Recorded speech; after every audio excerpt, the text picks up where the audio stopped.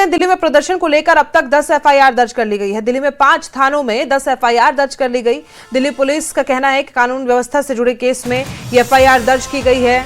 प्रदर्शन के दौरान कई घटनाएं हुई, उन्हीं को लेकर ये एफआईआर दर्ज की गई। बाराखंबा रोड थाने में भी एक एफआईआर दर्ज की गई है। संसद मार्ग पुलिस स्टेशन में 4 एफआईआर दर्ज की गई है। सीपी थाने में 3 और मंदिर मार्ग थाने में 1 एफआईआर दर्ज की गई। कर्तव्य पथ पुलिस स्टेशन में 1 एफआईआर दर्ज की गई है।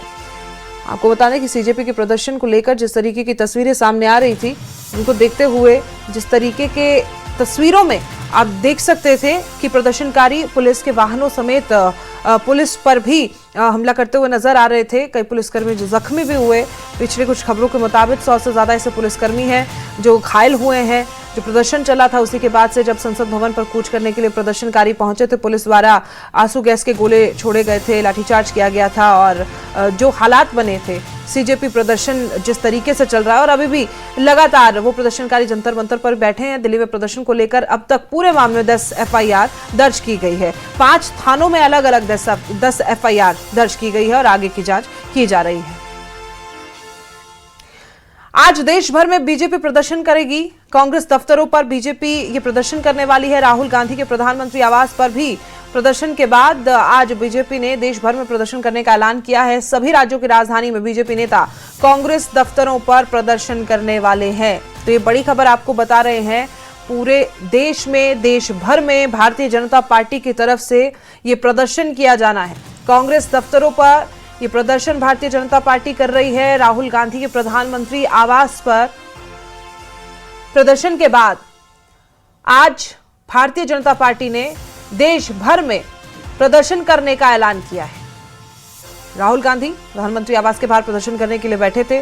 उसी के बाद से जो हालात बने थे, प्रियंका गांधी समेत राहुल गांधी को डिटेन किया गया था। हालांकि डिटेन करने के बाद उनको छोड़ दिया गया था, लेकिन अब प्रधानमंत्री के आवास के बाहर प्रदर्शन करने के बाद भारतीय जनता पार्टी ने देश भर में ऐलान कर दिया है प्रदर्शन करने का। सभी राज्यों की राजधानी में बीजेपी नेता तमाम कांग्रेस दफ्तरों के बाद प्रदर्शन करने वाले हैं। वहीं दिल्ली में राजनीतिक दलों के विरोध प्रदर्शनों और बाकी के अन्य प्रदर्शनों को देखते हुए सुरक्षा व्यवस्था कड़ी कर दी गई है। केंद्र सरकार ने कानून व्यवस्था बनाए रखने के लिए सीआरपीएफ की 20 अतिरिक्त कंपनियों को दिल्ली भेजा है।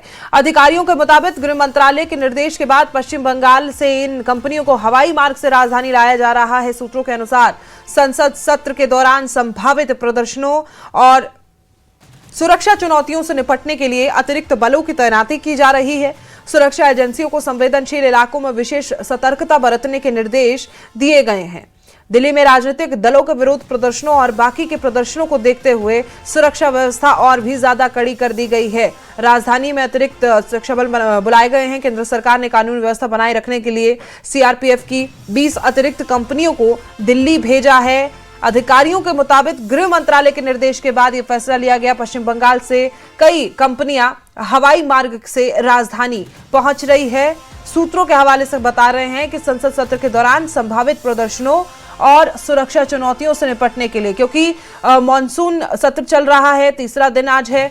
जिस तरीके से संसद सत्र के दौरान पहले दिन ही प्रदर्शनकारी संसद की तरफ कूच कर रहे थे, उसी के बाद से ये जो प्रदर्शन पूरे राजधानी में चल रहे हैं अलग अलग विषयों को लेकर, ये संभावित प्रदर्शन को देखते हुए सुरक्षा चुनौतियों से निपटने के लिए अतिरिक्त बलों की तैनाती की जा रही है।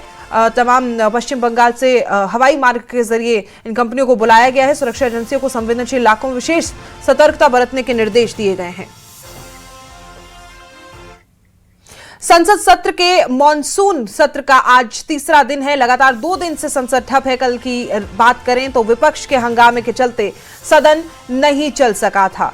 संसद के मॉनसून सत्र के दूसरे दिन की कार्यवाही हंगामे की भेंट चढ़ गई थी। लोकसभा और राज्यसभा दोनों ही सदनों में विपक्ष द्वारा नीट पेपर लीक और अन्य मुद्दों पर भारी नारेबाजी की गई थी, जिसके कारण कार्यवाही को बार बार रोकना पड़ा और फिर दिन भर के लिए स्थगित कर दिया गया था। हालात देखकर ऐसे लग रहे थे कि विपक्ष संसद का सत्र चलने नहीं देंगे और आज भी वही हालात दिख रहे हैं। विपक्ष की तरफ से उम्मीद लगाई जा रही कि आज फिर से हंगामा किया जाएगा।